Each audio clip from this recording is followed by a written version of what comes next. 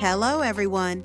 In this video, I talk about the 2 important things I wish I knew before I started watercolor. This is also a great refresher for intermediate artists to remember how important some of the watercolor principles are.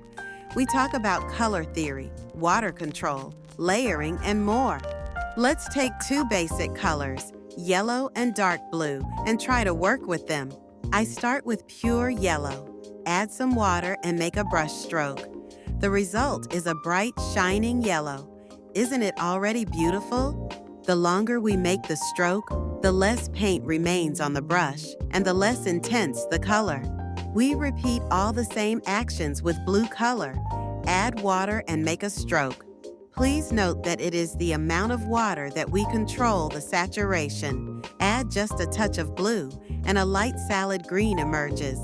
Fresh, delicate, and perfect for highlights. A bit more blue, and the green deepens into a grassy shade, still warm but calmer and more grounded. With equal parts yellow and blue, a classic balanced green appears, ideal for leafy tones and natural textures.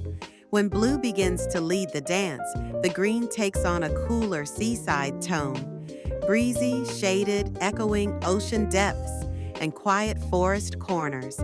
And finally, as blue becomes the star, the green drifts into turquoise, serene, introspective, like the hush of dusk before a summer storm.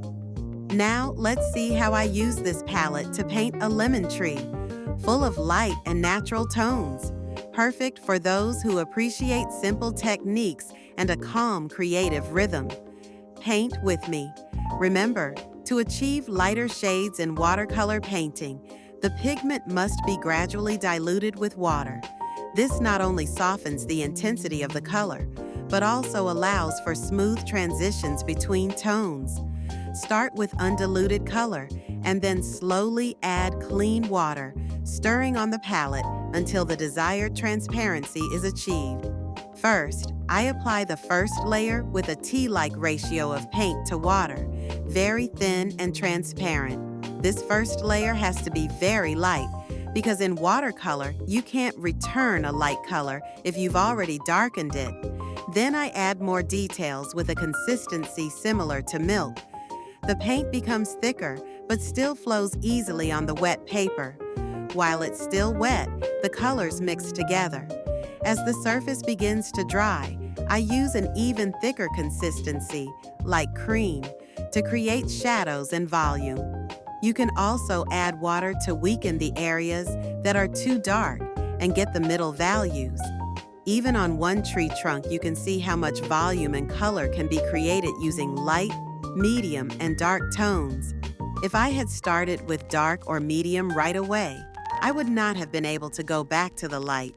In watercolor, it is very important to know at what stage to add which values.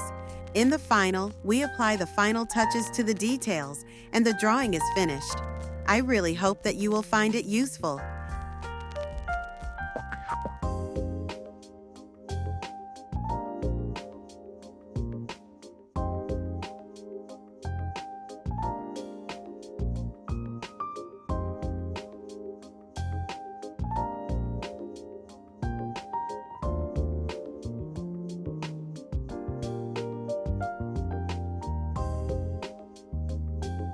If you have any questions, write them in the comments. See you in the next videos.